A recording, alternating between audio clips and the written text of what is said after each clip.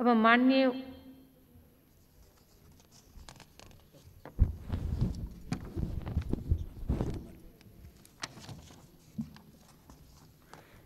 सदस्यहरू, अब माननीय उप प्रधानमन्त्री एवं रक्षा मन्त्री श्री ईश्वर पोखरेललाई उक्त मन्त्रालय सम्बन्धी विनियोजन शीर्षकहरूमाथिको छलफलमा उठेका प्रश्नहरूको जवाब दिन अनुमति दिन्छु।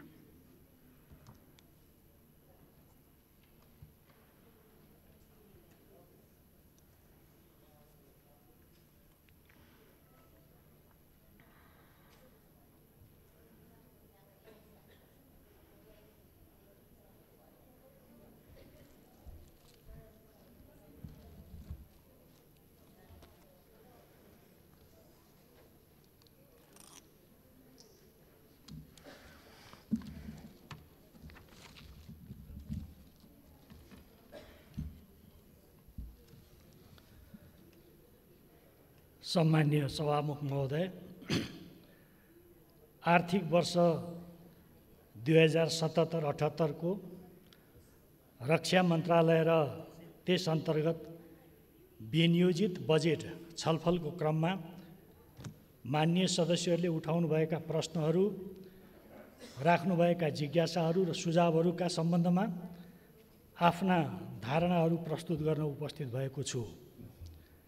सर्वप्रथम रक्षा मन्त्रालय र त्यस अन्तर्गतको नीति तथा कार्यक्रम र बजेटका साथै मुलुकको सार्वभौमसत्ता, स्वतन्त्रता र भौगोलिक अखण्डता, मुलुकको सिमाना र प्रतिरक्षा सम्बन्धी महत्त्वपूर्ण विषयहरूमा अत्यन्त रुचिका साथ भाग लिई गम्भीर विषयहरूको उठान गरेर रचनात्मक सुझाव समेत दिनुभएकोमा म माननीय सदस्यहरूलाई हार्दिक धन्यवाद दिन चाहन्छु र आभार व्यक्त गर्दछु।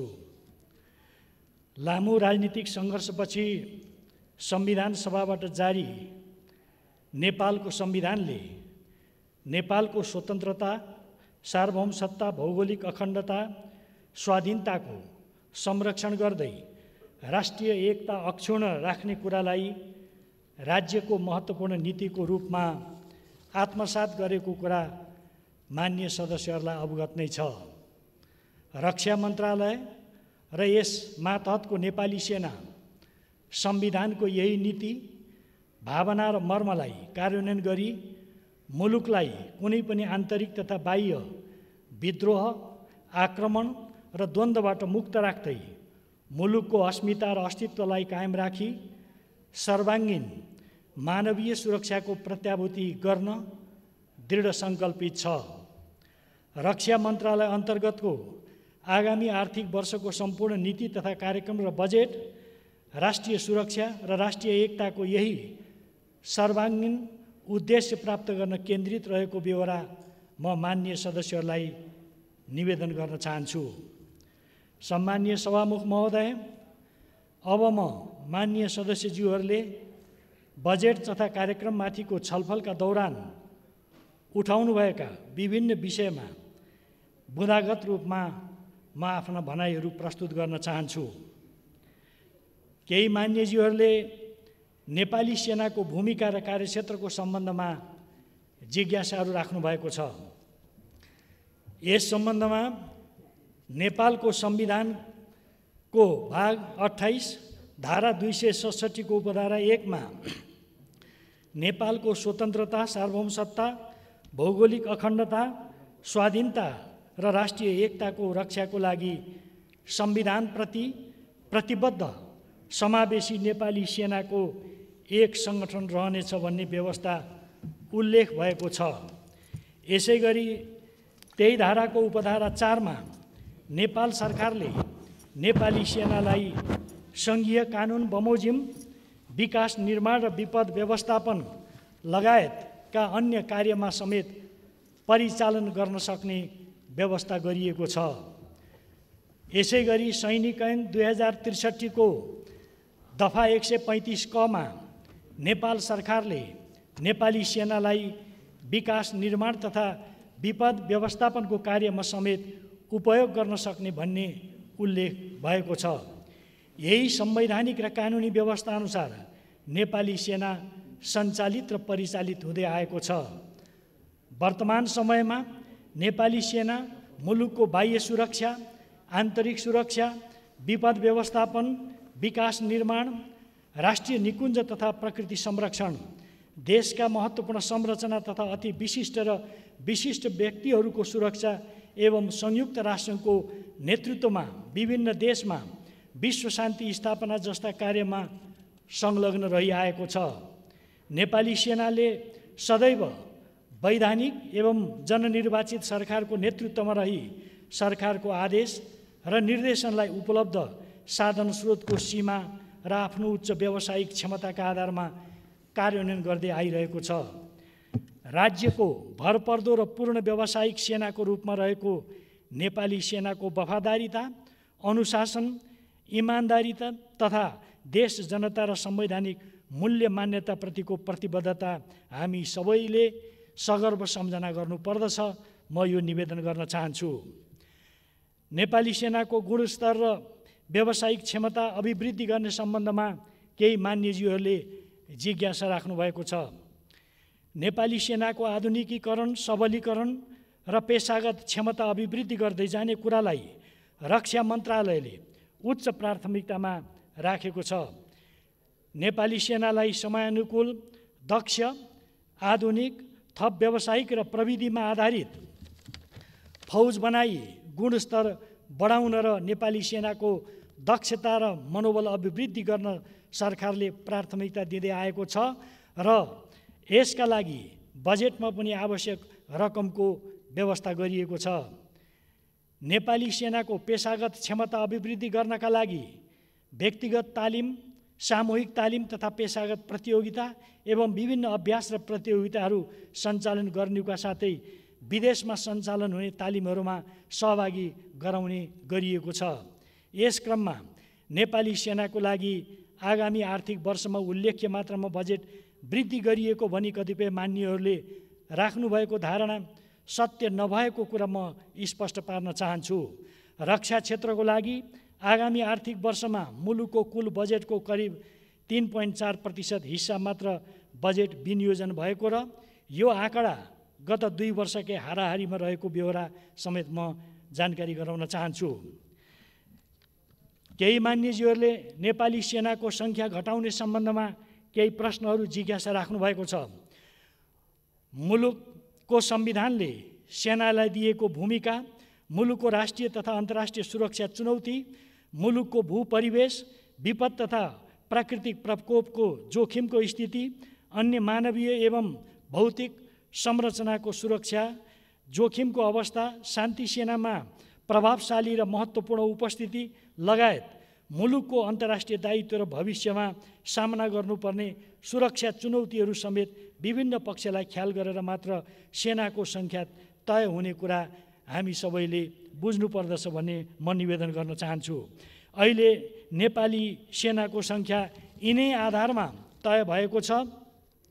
सुरक्षा चुनौती, अपराधका घटनामा आएका विविधता, प्राकृतिक तथा मानवीय दुर्घटनामा दिनादिन भइरहेको वृद्धि, भौगोलिक सिमानालाई थप सुरक्षित र व्यवस्थित गर्नुपर्ने दायित्व र कतिपय ठुला र रणनीतिक महत्त्वका पूर्वाधारहरूको निर्माण र सुरक्षामा समेत नेपाली सेनालाई संलग्न गराउनुपर्ने आवश्यकता रहेको छ। त्यस्तै मुलुकको राष्ट्रिय निकुञ्ज तथा वन्यजन्तु संरक्षणमा नेपाली सेनाको योगदानलाई अन्तर्राष्ट्रिय रूपमै प्रशंसा गरिएको छ। संयुक्त राष्ट्रको आह्वानमा विश्व शान्ति स्थापना कार्यमा शान्ति सेना उपलब्ध गराउने देशहरूको सूचीमा नेपाल चौथो ठुलो राष्ट्रका रूपमा रहेको छ। सेनाको सङ्ख्या घटाउने कुरा गर्दा कुनै पनि मुलुकमा जति मात्रामा सबल, सक्षम, व्यावसायिक र दरिलो राष्ट्रिय सेना हुन्छ त्यति नै मात्रामा देशको स्वतन्त्रता, भौगोलिक अखण्डता र सार्वभौमसत्तालाई जोगाउन र मुलुकमा शान्ति तथा स्थिरता कायम गर्न सहयोग पुग्ने हुन्छ भन्ने कुरालाई हामी सबैले हेक्का राख्नु जरुरी छ। भविष्यमा प्रविधिको विकास र विस्तारसँगै नेपाली सेनाको संरचनामा समयानुकूल परिवर्तन गर्न सरकार सकारात्मक रहेको छ। यो आवश्यकता र परिस्थितिले निर्धारण गर्ने कुरा हो। सिमानाको सुरक्षामा सेनालाई किन खटाउन सकिएको छैन, यसबारेमा पनि केही जिज्ञासाहरू आएका छन्। अहिले नेपाली सेना नेपालको संविधान, सैनिक ऐन 2063 र नेपाल सरकारका सुरक्षा सम्बन्धी ऐन कानुन तथा राष्ट्रिय सुरक्षा नीति 2075 अनुसार मूलतः मुलुकको राष्ट्रिय स्वतन्त्रता, सार्वभौमसत्ता, भौगोलिक अखण्डता, स्वाधीनता र राष्ट्रिय एकताको रक्षाको लागि समर्पित रहिआएको छ। नेपाली सेनाको प्राथमिक दायित्व मुलुकको सुरक्षा, प्रतिरक्षा र अन्तर्राष्ट्रिय सीमाको सुरक्षा नै हो भन्ने कुरामा रक्षा मन्त्रालय स्पष्ट छ। तर पनि सेनाको शान्तिकालीन भूमिका र अन्य अवस्थाको भूमिका फरक हुन सक्छ र हुन्छ। यसै कुरालाई आत्मसात गरी अन्तर्राष्ट्रिय प्रचलन अनुसार सामान्य अवस्थामा भौतिक रूपमा हतियारसहित अन्तर्राष्ट्रिय सिमानामा फौजहरू तैनात गरी सिमानाको निगरानी राख्ने कार्य अर्धसैनिक फौजबाट गरिने प्रचलन अनुसार नेपालमा पनि उक्त कार्य नेपाली सेनाको समेत समन्वयमा सशस्त्र प्रहरी बल नेपालबाट गरिँदै आएको छ। यहाँनिर नेपाली सेनाले मुलुकको अन्तर्राष्ट्रिय सिमानाको निश्चित दूरीभित्र रहेर निरन्तर सिमानाको सुरक्षा र निगरानीको कार्य गर्दै आइरहेको कुरा म माननीय सदस्यहरूलाई अवगत गराउन चाहन्छु। नेपालको सार्वभौमसत्ता, भौगोलिक अखण्डता वा कुनै भागको सुरक्षामा युद्ध, बाह्य आक्रमण, सशस्त्र विद्रोह वा चरम आर्थिक विशृङ्खलताको कारणले गम्भीर सङ्कट उत्पन्न भएमा राष्ट्रिय सुरक्षा परिषदको सिफारिसमा नेपाल सरकार मन्त्री परिषदको निर्णय बमोजिम सम्मानीय राष्ट्रपतिबाट नेपाली सेना परिचालनको घोषणा हुने संवैधानिक व्यवस्था रहेको छ। यस प्रकारको घोषणा भएमा नेपाली सेना जुनसुकै समयमा तथा अवस्थामा सीमा रक्षाको लागि खटिन प्रतिबद्ध रहेको कुरा म स्पष्ट पार्न चाहन्छु। राष्ट्रिय सुरक्षाको अत्यावश्यकता र जरुरत मुताबिक सेनाको प्रयोग र परिचालन गर्न नै संविधानले नेपाली सेनाको परिकल्पना गर्दै उपयुक्त साङ्गठनिक संरचनाको व्यवस्था गरेको सन्दर्भमा नेपालको अविच्छिन्न सार्वभौम भूभागमा नेपाल सरकारको निर्णयअनुसार नेपाली सेनालाई आवश्यकता अनुसार जहिले पनि तैनात गर्न सकिने कुरा स्पष्ट पार्न चाहन्छु। नेपाली सेनालाई विपद व्यवस्थापन, सडकको ट्र्याक निर्माण लगायतका अन्य कार्यमा संलग्न गराइएको सम्बन्धमा पनि केही जिज्ञासा र प्रश्नहरू छन्। संविधानले नै नेपाली सेनालाई आवश्यकता अनुसार विकास, निर्माण र विपद व्यवस्थापन लगायतका क्षेत्रमा समेत परिचालन गर्न मार्ग प्रशस्त गरेको सन्दर्भमा सरकारले नेपाली सेनालाई मुलुकको विभिन्न दुर्गम तथा विकट क्षेत्रमा सडकको ट्र्याक खोल्ने, खोलिएका ट्र्याकको सुधार र स्तरोन्नति गर्ने, भूकम्प, आगलागी, हावाहुरी, बाढी पहिरोदेखि सडक तथा हवाई दुर्घटना जस्ता विभिन्न प्रकारका विपदमा प्रभावितहरूको उद्धार, राहत तथा पुनर्स्थापना समेत संलग्न गराउँदै आएको छ। नेपाली सेनालाई विपदको बेलामा प्रभावकारी तवरले उद्धार कार्य गर्न सक्ने गरी साधन सुविधा सम्पन्न गराउन विपद व्यवस्थापनमा आवश्यक पर्ने उपकरण र सामग्रीद्वारा क्रमशः थप सुसज्जित तुल्याउँदै जाने नेपाल सरकारको नीति रहेको छ। खास गरी ठुला र रणनीतिक महत्त्वका पूर्वाधारहरू तथा निजी क्षेत्रले गर्न नसक्ने वा निजी क्षेत्र सहजै आकर्षित नहुने तर राष्ट्रिय दृष्टिकोणले महत्त्वपूर्ण ठानिएका विषयको विकास र निर्माणका काममा मात्र निश्चित समयका लागि नेपाली सेनालाई संलग्न गराउने सरकारको नीति रहेको छ। तसर्थ नेपाली सेनाको विकास निर्माण कार्यमा संलग्नतालाई सेनाको रुचि वा विशेष क्षेत्राधिकारको विस्तारको विषय नमानेर नेपाल सरकारले गरेको निर्णय विशेषको कार्यान्वयनको रूपमा बुझिदिन हुन माननीय सदस्यज्यूहरूलाई आग्रह गर्न चाहन्छु।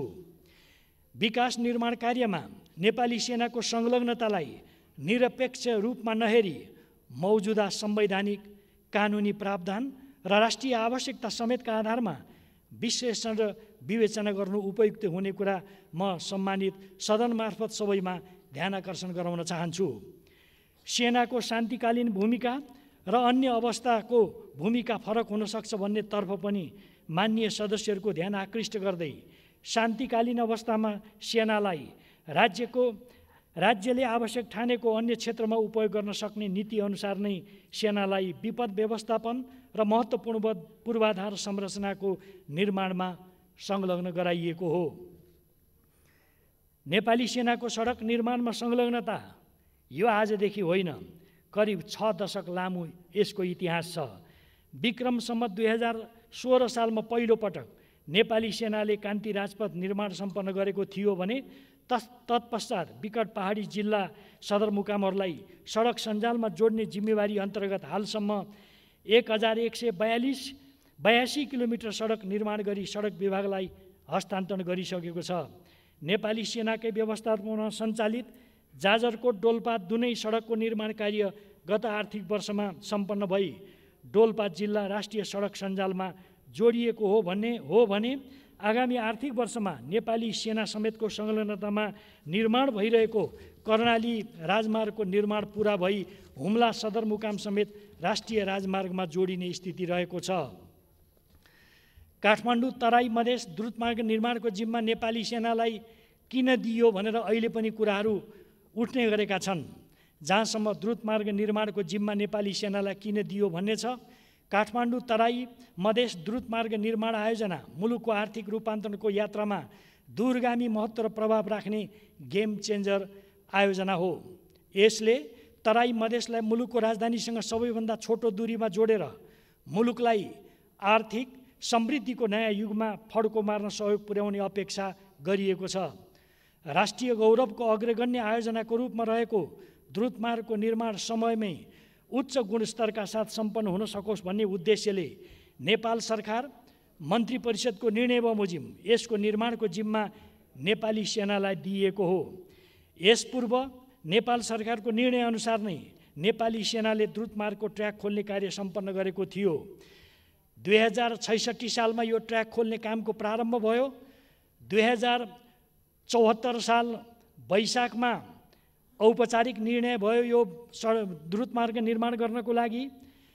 जेठमा यसको कार्यविधि बन्यो, असारमा यसको शिलान्यास भयो र क्रमशः 2074 साल साउनमा भौतिक योजना मन्त्रालयबाट नेपाली सेनालाई हस्तान्तरण गरियो र त्यो काम यसरी सुरु भएको छ। यसपूर्व नेपाल सरकारको निर्णयअनुसार नै नेपाली सेनालाई द्रुतमार्गको यसरी ट्र्याक खोल्ने जिम्मा दिएको कुरा म मान्यज्यूहरूलाई निवेदन गर्न चाहन्छु। यसरी नेपाल सरकारले राष्ट्रिय गौरवको आयोजनाहरूमध्ये एक महत्त्वपूर्ण र जटिल कार्य प्रकृतिको काठमाडौँ तराई मधेस द्रुतमार्ग सडक आयोजना समयमै निर्माण सम्पन्न गर्नको लागि सोको जिम्मेवारी नेपाली सेनालाई दिएको हो। महाकाली कोरिडोरको दार्चुला टिङ्कर सडक खण्ड र सङ्खुवासभाको खाँदबारी खण्डको 14 किलोमिटर चट्टानी मार्ग नेपाली सेना मार्फत निर्माण गराउने काम पनि प्रारम्भ भएको छ। सुदूरपश्चिम नेपालको महत्त्वपूर्ण महाकाली कोरिडोरको दार्चुला टिङ्कर खण्ड 87 किलोमिटर ट्र्याक खोल्ने कार्य नेपाली सेना मार्फत गराउने सम्बन्धमा नेपाल सरकारबाट हालै निर्णय भइसकेको छ। यस कार्यमा नेपाली सेना जुटिसकेको कुरा म जानकारी गराउन चाहन्छु। यसैगरी कोरिडोर अन्तर्गत पर्ने सङ्खुवासभा खाँदबारी खण्डको 14 किलोमिटर चट्टानी मार्गको ट्र्याक खोल्ने कार्य नेपाली सेना मार्फत गराउने गरी सरकारबाट निर्णय भइसकेको छ। यी दुवै खण्डको ट्र्याक निर्माणको कार्य आगामी आर्थिक वर्षको सुरुदेखि नै प्रारम्भ हुन गइरहेको छ र यसका लागि आवश्यक बजेट समेत व्यवस्था भएको छ। नेपाली सेनाको जिम्मेवारीमा सञ्चालित राष्ट्रिय गौरवका आयोजना र अन्य विकास निर्माण आयोजनाहरू सुचारू तवरमा सञ्चालन हुन्छन् कि हुँदैन भन्ने एउटा आशंका मिश्रित जिज्ञासा पनि मान्यज्यूहरूले राख्नुभएको छ। म यहाँहरूलाई निवेदन गर्न चाहन्छु, नेपाली सेना अन्तर्गत सञ्चालित राष्ट्रिय गौरवको आयोजनाको रूपमा रहेको काठमाडौँ तराई मधेस द्रुतमार्ग सडक आयोजना र राष्ट्रिय महत्त्वका विभिन्न करिडोर आयोजनाहरू कोभिड-19 प्रकोपको कारण परिस्थिति ज्यादै प्रतिकूल रहने अवस्थामा बाहेक निर्धारित लक्ष्यअनुसार सुचारू हुने कुरामा म माननीय सदस्यहरूलाई विश्वास दिलाउन चाहन्छु। यो बङ्कर टु ब्यारेकको विषयमा अलिक दिग्भ्रमित हुने हिसाबले पनि केही जिज्ञासाहरू आएको जस्तो हामीलाई लाग्यो। यसमा म के निवेदन गर्न चाहन्छु भने विगत द्वन्द्वको समयमा देशका विभिन्न स्थानहरूमा परिचालित भई अस्थायी रूपमा स्थापना भई कतिपय ठाउँमा अत्यन्त प्रतिकूल अवस्थामा अमानवीय तरिकाले बसोबास गर्न बाध्य हुँदै आइरहेको नेपाली सेनालाई व्यवस्थित रूपमा ब्यारेक घरहरू निर्माण गरी न्यूनतम मानवोचित सुविधासहितका भवनमा राख्ने प्रक्रिया नै बङ्कर टु ब्यारेक हो र यो कार्यक्रम देशको आवश्यकता र अन्तर्राष्ट्रिय सुरक्षा परिवेश अनुसार जुनसुकै स्थानमा पनि सञ्चालन हुँदै जानेछ। 2072 सालको विनाशकारी भूकम्पको कारण तथा देश सङ्घीय शासन प्रणालीमा गइसकेको अवस्थामा नेपाली सेनाले सोही अनुरूप आफ्ना संरचनाहरूलाई स्थापना गर्नुपर्ने संवैधानिक व्यवस्था अनुरूप नै ब्यारेकहरूभित्र सैनिक बसोबासयोग्य भवनहरू क्रमिक रूपमा निर्माण भइरहेको कारण अबका केही वर्षहरूभित्र उक्त कार्यक्रम पुरा हुने कुरा पनि म जानकारी गराउन चाहन्छु। नयाँ राष्ट्रिय सुरक्षा नीति 2075 को सम्बन्धमा पनि केही जिज्ञासाहरू मान्यजीहरूले उठाउनु भएको छ। परिवर्तित राजनीतिक र शासकीय व्यवस्थासँगै मुलुकको राष्ट्रिय सुरक्षालाई थप चुस्त, प्रभावकारी र जनताले अनुभूत गर्न सक्ने गरी सुदृढ तुल्याउन नेपाल सरकारले 2075 चैत्र महिनामा नयाँ राष्ट्रिय सुरक्षा नीति 2075 जारी गरेको हो। नयाँ सुरक्षा नीतिले मुलुकको राष्ट्रिय सुरक्षाको दीर्घकालीन सोच, लक्ष्यहरूलाई स्पष्ट रूपमा परिभाषित गर्नुका साथै कार्यान्वयनमा उतार्न आवश्यक रणनीति तथा कार्यनीतिहरूलाई समेटेको छ। नयाँ नीतिले मुलुकको राष्ट्रिय हित, राष्ट्रिय मूल्य मान्यतालाई परिभाषित गर्नुका साथै मुलुकका प्रमुख सुरक्षा चुनौती र खतरालाई पहिचान गरी तिनलाई सम्बोधन गर्न आवश्यक नीतिगत तथा संस्थागत प्रबन्धहरूबारे विभिन्न व्यवस्थालाई समेटेको छ। यस नीतिलाई आवश्यकता र औचित्यको आधारमा उपयुक्त समयमा सार्वजनिक गरिनेछ। नेपाली सेना व्यापार व्यवसाय उदाहरण दिनुभएको छ मान्यज्यूहरूले। पेट्रोल पम्प, बिजनेस कम्प्लेक्स सञ्चालन आदि इत्यादि लगायतका गैर सैनिक कार्यमा संलग्न रहेको भन्ने सम्बन्धमा केही जिज्ञासाहरू उठाउनु भएको छ। यस सम्बन्धमा म राख्न चाहन्छु, नेपाली सेना कुनै पनि नाफामूलक, म जोड दिएर भन्न चाहन्छु, नेपाली सेना कुनै पनि नाफामूलक व्यावसायिक गतिविधिमा संलग्न नरहेको यथार्थ जानकारी गराउँदै सैनिकहरूले शान्ति सेना अन्तर्गतको मिसनमा खटिजाँदा पाउने पारिश्रमिक र भत्ता रकमबाट निश्चित प्रतिशत छुट्याई स्थापना गरिएको सैनिक कल्याणकारी कोषबाट नेपाल सरकारको स्वीकृतिमा बहालबालक तथा भूतपूर्व सैनिक र तिनका आश्रित र अनाथ परिवारहरूको आर्थिक सामाजिक कल्याण र शिक्षा तथा औषधोपचारको लागि रकम जुटाउन मात्र सीमित मात्रामा व्यावसायिक क्रियाकलापहरू सञ्चालन गरिएको ब्यौरा स्पष्ट गर्न चाहन्छु। यो नेपाल सरकारबाट विनियोजित रकम होइन, तसर्थ सैनिक कल्याणकारी कोषले आफ्नै कोषको उपयोग गरी सैनिकहरूको कल्याणका लागि सञ्चालित कार्यलाई सेनाले व्यापार व्यवसाय गरेको रूपमा नबुझिदिन हुनको लागि पनि म अनुरोध गर्दछु। विक्रम सम्वत 2032 सालमा स्थापित यस सैनिक कल्याणकारी कोषबाट भूतपूर्व तथा बहालवाला सैनिकहरूको कल्याणका लागि सहुलियतपूर्ण स्वास्थ्य तथा शिक्षा सेवा, घुम्ती स्वास्थ्य शिविर, सहुलियतपूर्ण कर्जा सुविधा, क्षमता तथा सिप विकास लगायतका विविध हितकारी कार्यक्रमहरू सञ्चालन भइरहेका छन्। कोषद्वारा सञ्चालित कल्याणकारी कार्यहरूलाई थप पारदर्शी र मितव्ययी बनाउँदै तल्लो तहसम्मका सबै सैनिकहरू समान रूपमा लाभान्वित हुने गरी दिगो रूपमा विस्तार गर्न जोड दिएको छ।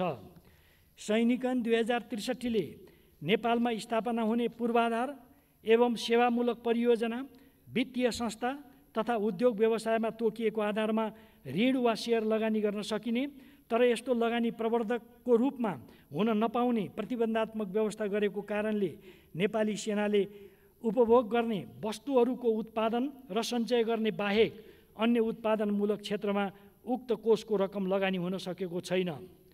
सैनिक ऐन 2063 र सैनिक कल्याणकारी कोष नियमावली 2065 मा समयानुकूल संशोधन नगर्ने हो भने यसलाई यो क्षेत्रलाई फराकिलो पार्न सकिँदैन। त्यसकारणले पनि आजको जुन यो कल्याणकारी कोष जे चिजमा अहिले केन्द्रित भएर खर्च भइरहेको छ यसको बारेमा यो वास्तविकता बुझ्नको लागि म सबै मान्यज्यूलाई हार्दिक अनुरोध गर्दछु। यो एयरबेस निर्माणको कुरालाई पनि उठाइएको छ। नेपाली सेना अन्तर्गत सुर्खेतमा पश्चिम क्षेत्र रहने गरी गत आर्थिक वर्षदेखि एयरबेस निर्माण सुरु गरिएको र यस एयरबेस निर्माणबाट कर्णाली र सुदूरपश्चिमका विकट पहाडी र हिमाली भूभागमा उद्धार तथा राहत कार्य प्रभावकारी रूपमा सञ्चालन गर्न सहयोग पुग्ने अपेक्षा लिएको छ। यसबाट सो क्षेत्रका हिमाली तथा पहाडी स्थानबाट बिरामी तथा सुत्केरी हुने महिलाहरूलाई समयमै उद्धार गरी सर्वसाधारण जनताको जीव ज्यान जोगाउन पनि सहयोग पुग्नेछ। यस कार्यका लागि गत आर्थिक वर्ष 75-76मा रु 4 करोड 55 लाख बजेट खर्च भएको र चालु आर्थिक वर्षमा प्राप्त रु 20 करोड बजेटबाट ह्याङ्गर र अफिस ब्लकको निर्माण कार्य अन्तिम चरणमा रहेको छ। आगामी आर्थिक वर्षमा यस एयरबेसको बाँकी निर्माण कार्य सम्पन्न गर्न बजेट व्यवस्था गरिएको छ। बाराको निजगढमा नेपाली सेनाको एयरबेस निर्माण गर्न लागेको भन्ने कुरामा कुनै सत्यता नभएको स्पष्ट पार्दै जनतामा भ्रम सिर्जना हुने गरी यस्ता निराधार र तथ्यहीन विषयहरू यस गरिमामय संसदमा नउठाइदिन हुन म सम्बन्धी सबैमा विनम्र अनुरोध गर्दछु। सैनिक न्याय प्रणाली यो सेनाको आफ्नै कानुन, अदालत र जेल हुँदा दोहोरो राज्य सत्ताको अभ्यास भइरहेको छैन भन्ने जिज्ञासा केही मान्यजीहरूले उठाउनु भएको छ।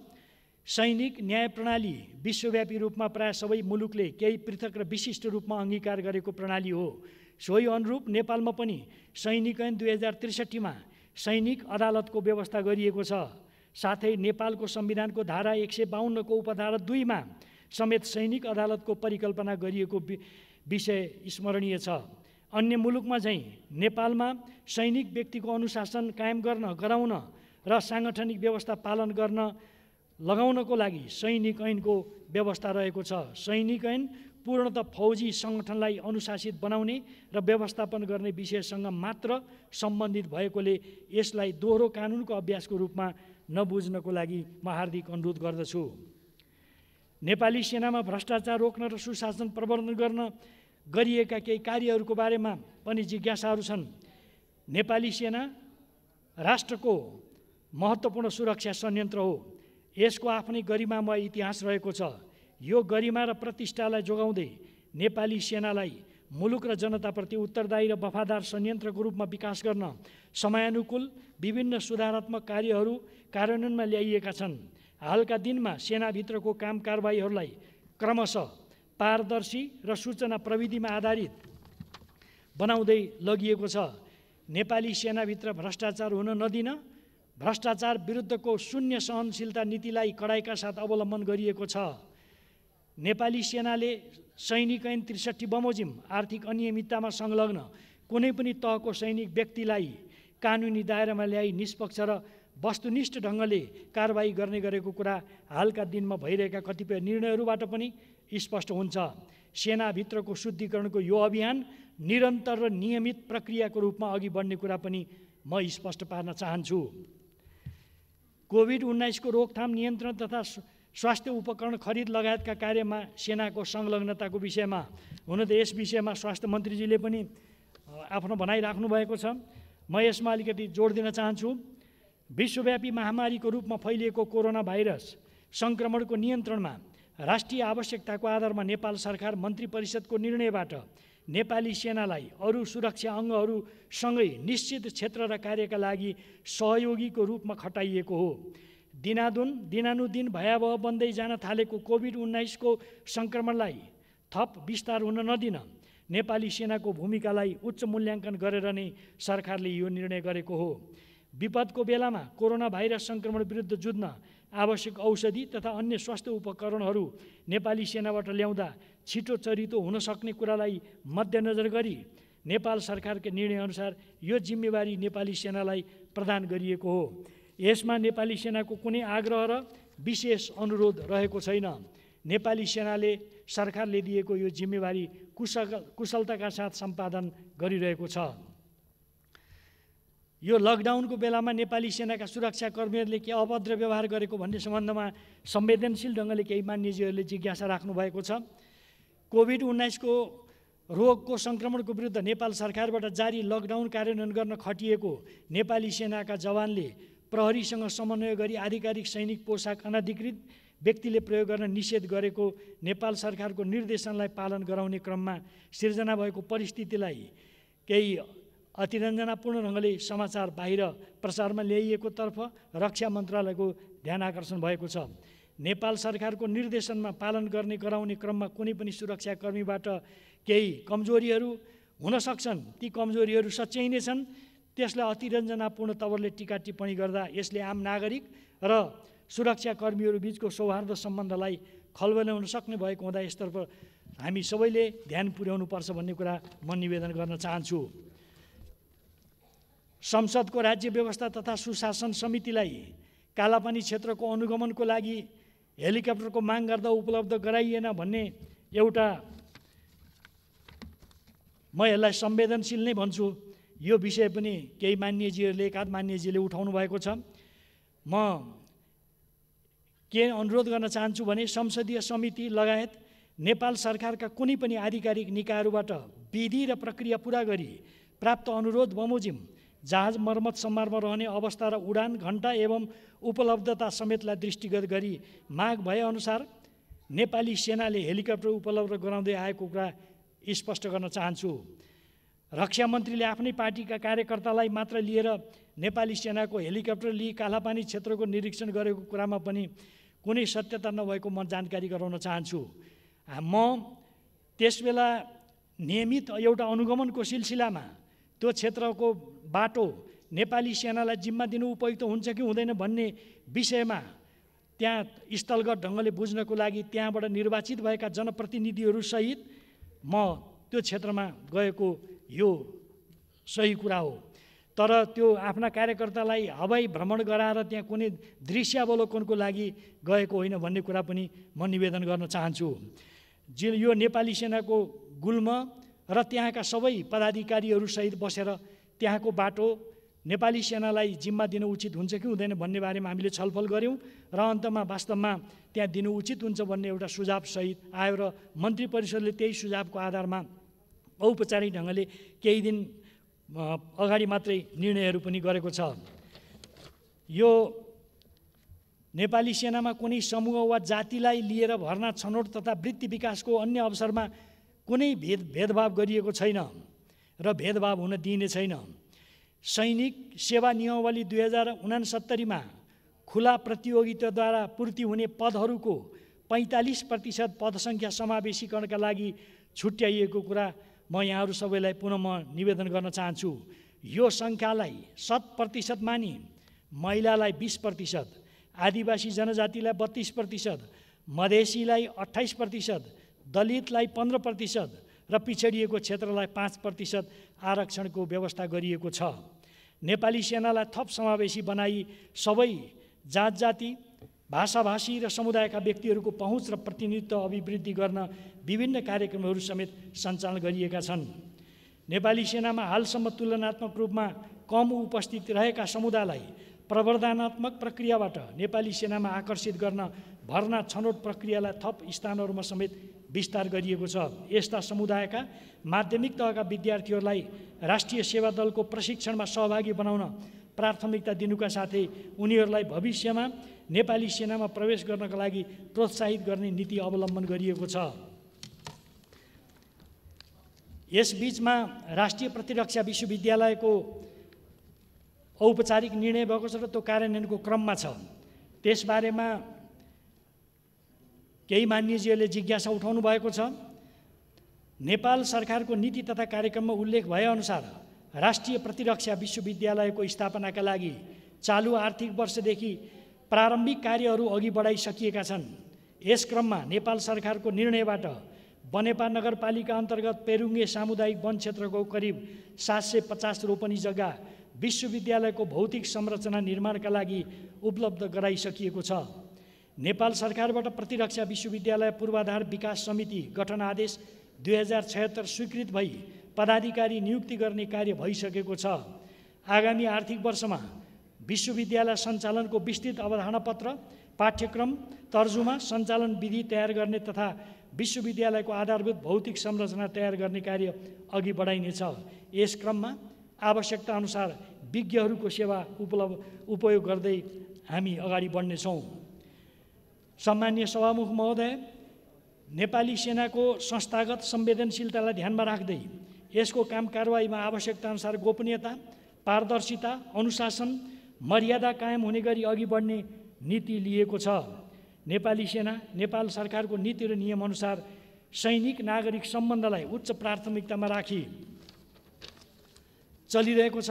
नेपाली सेनाको क्षमता विकास गरी यसलाई समयानुकूल दक्ष चुस्त र व्यावसायिक सङ्गठनको रूपमा विकास गर्न सरकार प्रतिबद्ध र प्रयत्नशील रहेको बेहोरा समेत सम्पूर्ण माननीय सदस्यज्यूलाई म जानकारी गराउन चाहन्छु।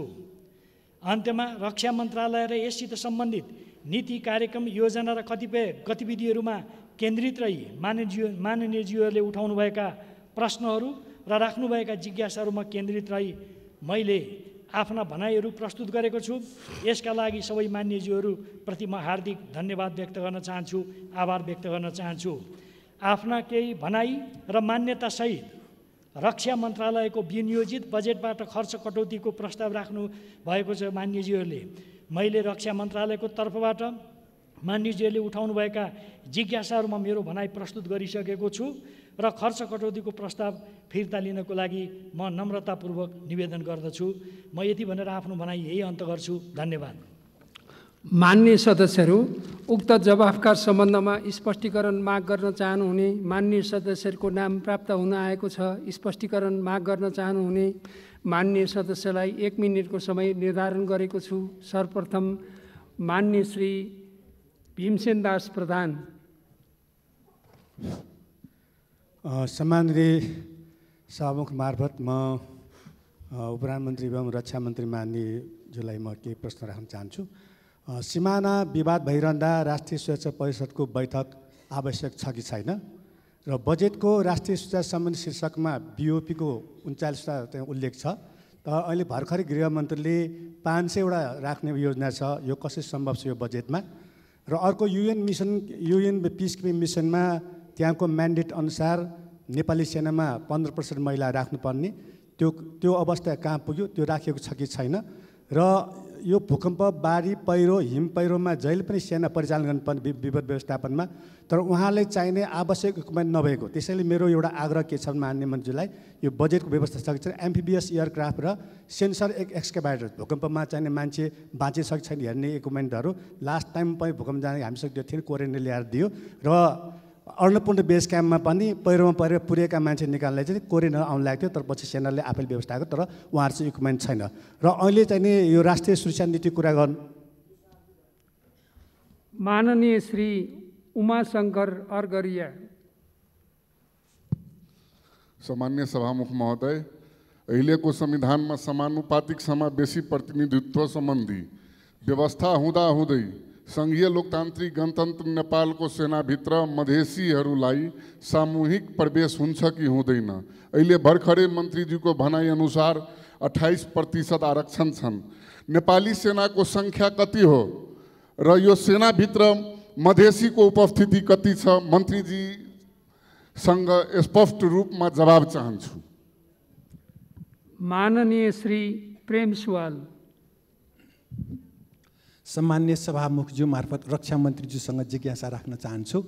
गएको वर्ष विनियोजन विधेयकमा उठेका विषयमा प्रधानमन्त्रीको तर्फबाट अर्थमन्त्रीले जवाफ दिनुभयो। यस पटक पनि त्यस्तै हुने सुनिन्छ। भारतको सङ्घीय स्वास्थ्य मन्त्रीले दिल्लीका मुख्यमन्त्री केजरीवाल बिरामी भएको बताए। केजरीवालले आफू बिरामी नभएको स्पष्ट गरे। भाजपाले दिल्लीमा के गर्दैछ खुलेको छैन। नीति कार्यक्रमबारे प्रधानमन्त्रीज्यूले 2.5 घण्टा जवाफ दिनुभएको थियो। प्रधानमन्त्री संसदप्रति र मन्त्री संसद र प्रधानमन्त्रीप्रति जवाफदेही हुने हो। यसकारण प्रधानमन्त्रीको विभागबारे प्रधानमन्त्रीले जवाफ दिनु जरुरी छ। सांसदहरू यहाँ भोज खान आएका होइनन्। विनियोजन विधेयकमा जवाफ नदिन के नेकपाले प्रधानमन्त्रीलाई रोकेको हो? नेकपाभित्रको आन्तरिक कुरा थाहा भएन कि कुनै विदेशीले प्रधानमन्त्रीलाई रोक्यो? एमसिसीकै आशीर्वादमा विदेशीले नेपालको लिम्पियाधुरा आफ्नो नक्सामा गाभेको र गुन्जी लिपु भन्ज्याङ सडक बनाएको परराष्ट्र मन्त्री प्रदीप गेवालीलाई थाहा नभएको कूटनीतिमा उहाँको अज्ञानता हो। खेलकुद अन्तर्गत 18 वर्ष नआएका युवालाई अनिवार्य सैनिक तालिम दिनुपर्दछ। धन्यवाद। माननीय सदस्यहरू, अब माननीय उपप्रधानमन्त्री एवं रक्षा मन्त्री श्री ईश्वर पोखरेललाई उक्त स्पष्टीकरणको सम्बन्धमा स्पष्ट पार्न अनुमति दिन्छु। सम्मान्य सभामुखज्यू, म मान्यज्यूहरूले जुन जिज्ञासा राख्नुभयो त्यसको लागि म उहाँहरू सबैलाई धन्यवाद भन्न चाहन्छु। यो सीमा विवादको प्रसङ्ग उठेको बेलामा राष्ट्रिय सुरक्षा परिषदको बैठक बसेर त्यसको बारेमा यथोचित निर्णय गर्नुपर्छ कि पर्दैन भन्ने आशयले जिज्ञासा राख्नु भएको छ। माननीय भीमसेन दासजीले राष्ट्रिय सुरक्षा परिषद यदि सेना हाम्रो स्वाधीनता स्वतन्त्रता आक्रमणको विरुद्धमा हामीले कुनै राष्ट्रिय महत्त्वको निर्णय गर्नु पर्यो भने त्यस्तो बेलामा राष्ट्रिय सुरक्षा परिषदमा छलफल गरेर निर्णय हुन्छ र मन्त्री परिषदले प्रस्तावको रूपमा सम्माननीय राष्ट्रपतिजीलाई प्रस्तावको रूपमा लैजान्छ। अहिले जो देखा परेको सीमासँग सम्बन्धित केही विवादित कुरा हो, यो विवादित विषयप्रति हामी द्विपक्षीय संवाद गरेर समाधान गर्छौँ, यो हाम्रो दृढता हो। त्यसकारणले यसमा सेना परिचालन गर्ने उद्देश्य राखेर अन्य निर्णय गर्नु आवश्यक छैन। जहाँसम्म शान्ति सेनामा महिलाहरूको कमसेकम 3% पुग्नुपर्छ भन्ने जो स्ट्यान्डर्ड छ, मापदण्ड छ, त्यो मापदण्ड पुर्याउने हिसाबले शान्ति सेनामा नेपाली सेनामा रहे कार्यरत महिला अधिकृतहरू, जवानहरू, प्राविधिकहरू सहभागी भइरहनु भएको छ। त्यो लक्ष्य पुर्याउने योजना छ र नेपाली सेनालाई उद्धारको लागि यो इक्विपमेन्टहरू आवश्यक छ भन्नुभएको छ। वास्तवमा यो सही कुरा हो। अहिलेको गिभेन सिचुएसनभित्र रहेर ती आवश्यक इक्विपमेन्टहरूको प्रबन्ध गर्ने दिशामा हामी सोचिरहेका छौँ। जहाँसम्म उमाशङ्करजीले जिज्ञासा राख्नु भएको छ, मैले हाम्रो कानुनी प्रबन्धको बारेमा प्रतिशत समावेशी स्थितिको के छ भनेर उल्लेख गरेको, नेपाली सेनामा सामूहिक प्रतिनिधित्वको कुरा होइन, तर त्यो समुदायको प्रतिनिधित्व हुने हो, प्रतिनिधित्व वैयक्तिक हुने हो। त्यसकारणले त्यो यदि त्यो समुदायबाट प्रतिनिधित्व हुँदैन भने खाली रहन्छ, तर त्यो समूहबाट नै प्रतिनिधित्व हुनुपर्छ, यो व्यवस्था छ। आज कतिपय त्यो छुट्याइएको प्रतिशतमा यदि फुलफिल भएको छैन भने पनि त्यो फुलफिल गर्ने हिसाबले त्यसको तयारी कार्य चलिरहेको छ। अब अहिले सेनाको सङ्ख्या, हिजो एउटा विशेष अवस्थामा सेनाको सङ्ख्या वृद्धि भयो र त्यो सङ्ख्या अहिले पनि कायम छ। अहिले लगभग 97,000 जति नेपाली सेनाको सङ्ख्या छ। त यसमा कुन जातिको कति छ भनेर यति बेलाको अवस्थामा म यो सङ्ख्या भन्न सक्दिनँ, तर मैले माननीयजीलाई निवेदन गर्न चाहन्छु, अब नेपाली सेनामा समावेशितालाई लागू गर्नको लागि त्यो कानुनी प्रबन्ध अनुरूप अब अगाडि जाने काम हुनेछ। र यो प्रेम सुमालजीले प्रधानमन्त्रीज्यू सरकारलाई नेतृत्व गरेको व्यक्ति हुनुहुन्छ र सरकारसित उठेका प्रश्नहरू सम्बन्धित मन्त्रालयबाट मन्त्रीज्यूहरूले दिनुहुनेछ, प्रधानमन्त्रीज्यूले दिने जवाफ प्रधानमन्त्रीज्यूले दिनुहुनेछ। यो अहिले प्रधानमन्त्रीज्यू यसबीचका बैठकमा यहाँ उपस्थिति नभएको विषयलाई लिएर अन्यथा त्यसको तानाबाना कहीँ जोड्नुपर्ने आवश्यकता छैन र हाम्रो प्रधानमन्त्रीज्यू यहाँ उठेका तमाम सवालहरूका आवश्यकताअनुसार जवाफ दिनको लागि तत्पर हुनुहुन्छ। यसमा तपाईँहरू ढुक्क रहनुहोला। म सम्पूर्ण मान्यज्यूहरूलाई यो आश्वस्त पार्न म चाहन्छु। यो अनिवार्य सैनिक तालिम, यो ठ्याक्कै यही टर्मिनोलोजी छैन। अनिवार्य सैनिक तालिमको पक्षमा हामी छैनौँ र स्वेच्छाले नेपाली सेनामा भर्ना हुन कुनै पनि योग्यता पुगेका नेपाली युवाहरू युवतीहरू त्यसमा प्रवेश गर्न सक्छन्। यो हाम्रो व्यवस्था हो। म मान्यज्यूले उठाउनुभएका जिज्ञासाहरूमा मैले आफ्नो धारणा राखेँ। म यति भनेर आफ्नो भनाइ यहीँ अन्त गर्छु र सबै मान्यज्यूहरूलाई धन्यवाद भन्दै आभार व्यक्त गर्दै बिदा हुन्छु। धन्यवाद। मान्य सदस्यहरू, रक्षा मन्त्रालय सम्बन्धी विनियोजन शीर्षकमाथिको छलफल यहीँ समाप्त हुन्छ।